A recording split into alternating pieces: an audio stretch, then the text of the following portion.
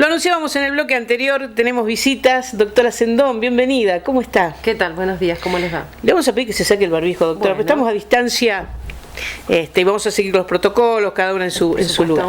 Doctora, ¿cómo estamos? ¿Cómo va todo? Muy bien, muy atareado, mucho trabajo, como siempre, pero muy bien.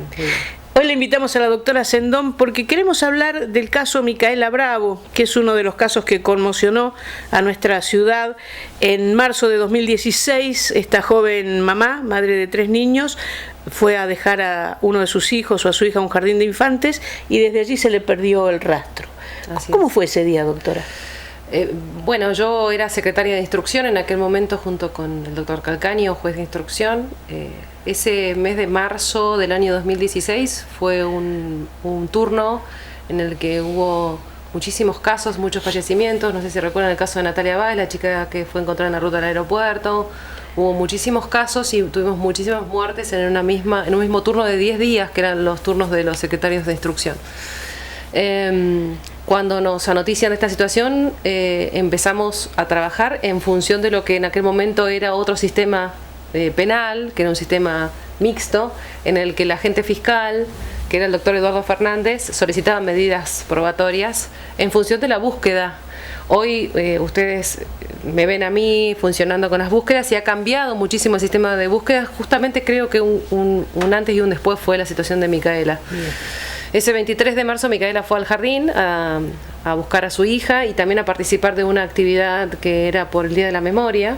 Bien. Y en momentos alrededor de las 2, 3 de la tarde tiene un encuentro con quien hoy resulta la imputada, que es la madre de la pareja de ella de ese momento, quien le dice que salga, que iban a hablar.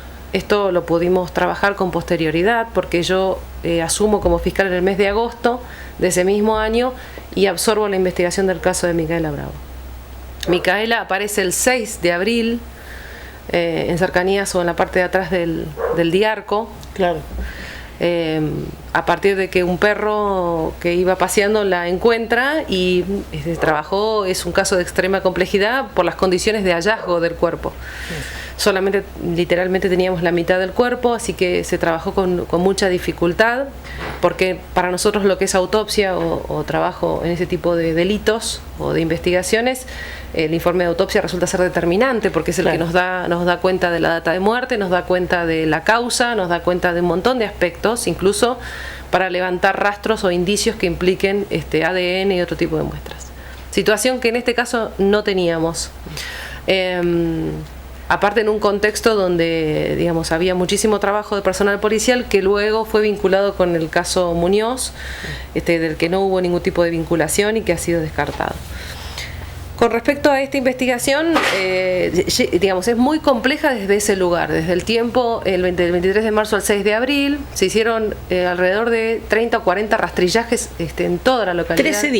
13 días de búsqueda, ¿no? Así es. De una ciudad de pie.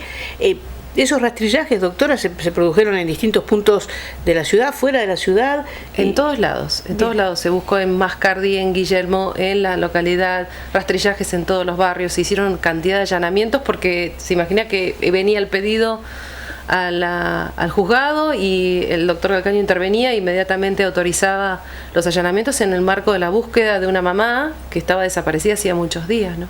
En principio, ¿cómo sucede esto, doctora? Cuando alguien desaparece o algún familiar da el alerta que su familiar no está, ¿qué se piensa? ¿En una huida? ¿Cuándo empieza a pensarse en la posibilidad de un crimen? Bien, vamos a hacer un paréntesis.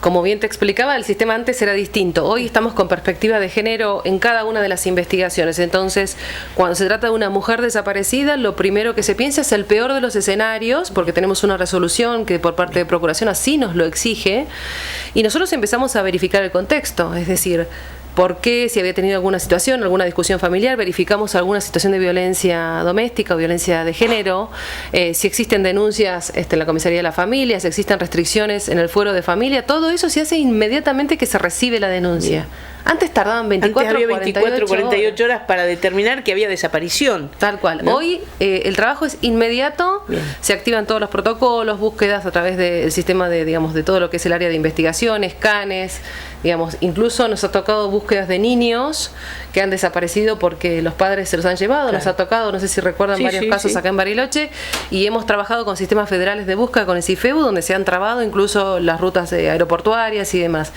Hoy está todo un engranaje preparado para trabajar con celeridad, con rapidez y plantear el escenario puntual de búsqueda, ¿no?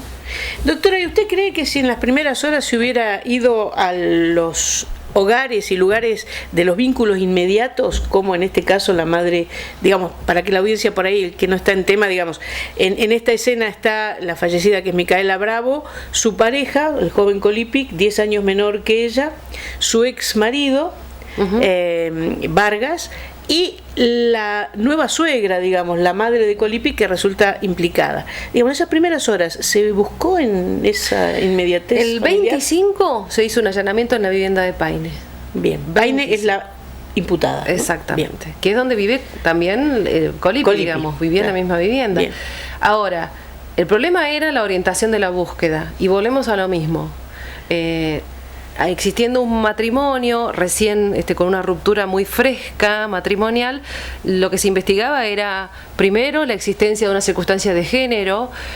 Todavía no se había logrado vincular esta situación de violencia y de una creencia religiosa muy a ultranza, muy estricta, que también era es un elemento muy importante en el marco de esta investigación, que hay que entenderlo y tomarlo como relevante en este tipo de contexto. No se olviden que todos formaban parte de una misma iglesia, de una persona que había sido corrida justamente porque había decidido romper su matrimonio con el hijo del pastor. Exactamente, y formar una pareja con una persona menor, y aparte que también formaba parte de la iglesia. O sea que hay un contexto que para nosotros también es importante y que hubo que investigarlo. Comprender ese lenguaje, ¿no? Esa carga de culpa que por ahí se le atribuyó a Micaela por... Es que acá lo más importante es pensar que Micaela no hizo ni más ni menos que lo que cualquier mujer tiene derecho a hacer, ¿no? Sí. Que es decidir encauzar su vida de otra manera, y que demostraba estas características conforme lo que indican todos los testigos. Ahora, la imputada, tal vez, no sé si es ella únicamente la imputada o hay otros. No, es ella sola. ¿Cómo se percibe esto en una mujer? Porque habitualmente, como usted decía, doctora, en un caso de violencia de género se busca un vínculo, se busca un hombre responsable por una contextura física distinta, por una capacidad de movimiento, de reducir a una mujer. ¿Cómo se imagina que sucedió esto con una mujer de baja estatura, una mujer más grande, que pudo reducir a Micaela, golpearla, trasladarla, asesinarla y ocultarla, ¿no? A ver, quizás uno lo que no tiene que hacer es quedarse con la imagen o con lo que uno ve en una primera impresión. Nosotros hicimos un trabajo de investigación con un grupo de criminólogos de Córdoba en el marco de este legajo, en el que trabajamos las características de personalidad. Estamos hablando de una señora que se ha acreditado que es totalmente impulsiva, que resuelve sus conflictos de manera violenta. Hemos acreditado otras circunstancias de violencia hacia Micaela, hacia los hijos de Micaela y hacia el propio hijo, por este mismo hecho, digamos, por este vínculo. Entonces, la realidad es que Micaela no era una chica de contextura física muy grande, era una chica muy flaquita, delgadita, y que nosotros tenemos todo digamos, este contexto que nos permite sostener este tipo de agresión o este tipo de homicidio. No, recordemos que Micaela muere por un edema pulmonar provocado por una lesión con arma blanca. Una puñalada. Una lesión, exactamente. Yo por ahí hablo con lenguaje un poco más técnico y agradezco, porque la realidad es que nosotros tenemos que hablar con lenguaje claro para que la gente nos entienda. Sí. Pero eso lo pudimos probar mucho tiempo después con una pericia que se llama de una manera muy compleja, que es histoanatomopatológica, que lo que verifica es a través de un pool cuál es la causa de muerte. ¿Por qué? Porque tal como les expresé, no teníamos la totalidad del cuerpo para poder investigar como lo hacemos habitualmente en cualquier homicidio. Doctora, cuando fueron a investigar la casa de Paine, ¿es posible que haya estado el cuerpo de Micaela o Micaela con vida en el gallinero? No, eso no es posible porque lo tenemos fotografiado, ingresó personal policial. No, Micaela en la casa de Paine no ha estado mucho tiempo. ¿Y en qué la trasladó Paine hasta esos 800 metros de distancia? La señora, la imputada ejerce una actividad comercial, o en aquel momento ejerció una actividad comercial en un carro bastante amplio, en el que encontramos las mismas manchas que a través de las luces fósforo por luminiscencia, estaban las mismas luces, por eso les digo que hablo de una investigación que duró muchísimo tiempo. Muy complejo. Que en el pantalón de Micaela Bravo, luminiscencias que cuando aplicamos periciales técnicas o científicas impactaban de la misma manera. Eso hizo que trabajáramos sobre ese elemento y otros elementos más que fueron extraídos de dentro de la vivienda de la imputada. ¿Usted tuvo oportunidad de hablar con Paine durante el proceso de investigación? En 2 oportunidades en presencia de su defensor. ¿Qué sensación le causó a esa mujer? Y no me puedo basar en sensaciones. Hoy sí sé que es un legajo que llevó mucha investigación, es otra mujer que de alguna manera también muestra sus características de vulnerabilidad, pero el Ministerio Público cree que tiene reunidos los elementos para llevarla a la instancia de juicio y por eso hay más de 100 testigos citados para el juicio. Doctora, ¿es un femicidio cuando una mujer mata a otra mujer? No. Femicidio justamente habla de la diversidad o de la diferencia en la asimetría entre un hombre y una mujer. El femicidio, más allá de que exista una mujer muerta, se constituye cuando hay un hombre que mata a una mujer o no solamente mujer, por supuesto sabemos que aquella que se autopercibe mujer también, aquella que tiene un estado de vulnerabilidad o de asimetría, ¿no? Por eso, claro, por eso estamos hablando de un homicidio simple, por eso no se trabaja como un femicidio, sino como un homicidio simple. Doctora, a ver si puedo explicarlo, ¿hay alguna figura de autor intelectual? Digo, ¿se puede analizar, calificar o hasta trabajar con ciertas ideologías? Digamos, ¿Paine es vulnerable a la incorporación de ideas o de conceptos religiosos que hayan llevado a esto? Es muy difícil probar una cuestión que es muy subjetiva. Nosotros entendemos el contexto, por ahí la pregunta es muy clara en relación con el vínculo con respecto a la Iglesia y a esta religión a ultranza, pero nosotros no podemos tomar elementos subjetivos para analizar o para imputarle a una persona algún tipo de instigación o algún tipo de participación en un hecho que requiere carga probatoria, evidencia. Claro. ¿Y cómo sigue la causa? Bueno, ya hicimos la instancia de control de acusación, que para nosotros fue muy complejo, estamos hablando de más de 100 testigos. Está el doctor Chicharello como defensor, que también hizo un trabajo muy complejo. Tenemos mucha cantidad de evidencia científica, porque tal como les expresé, hay que probar la causa de muerte, el cuándo, el cómo, en qué contexto y demás, con científicos que vienen a sentarse en la instancia de juicio. Es una causa que tiene trámite complejo, por ende habrán visto que los plazos no son los mismos que cualquier plazo legal de los que establece la ley 5020 y posiblemente a principios del año que viene, en febrero, marzo, tengamos ya el juicio oral y público, que no es por jurados. Claro. Porque es un hecho anterior.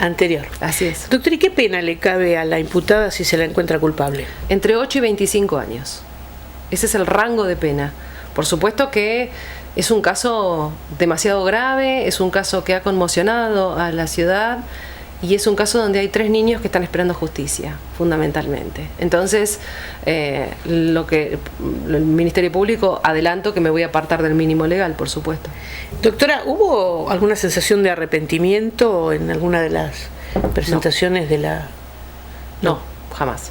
No hay pesar, no hay arrepentimiento, no hay... No, tampoco pide hablar, al contrario, se muestra como hasta enojada por la situación. ¿Y el hijo? La pareja... Siempre colaboró con la justicia, ha venido a declarar, lo han escuchado ustedes, he escuchado declaraciones que ha afectado a los medios desde aquel momento hasta ahora. Desde el primer momento, ¿no? Siempre fue claro, él dijo que no pone las manos en el fuego ni siquiera por su madre, fue muy claro con la posición y ha declarado incluso en circunstancias de violencia que ha vivido él con respecto a la señora. Doctora, muchísimas gracias. No, gracias a muy ustedes. Amable. No, por favor. Uno de los casos que más nos ha tocado el corazón, la muerte de Micaela, la orfandad de sus 3 niños, la angustia de su ex esposo, la búsqueda de una respuesta, así que más allá del dolor que causa hablar de esta situación, bueno, nos reconcilia saber que la justicia se ha encaminado correctamente y que hay probabilidad de justicia. Es lo que esperamos. Muchísimas gracias. Doctora, muchas gracias. Vamos a la pausa, enseguida volvemos.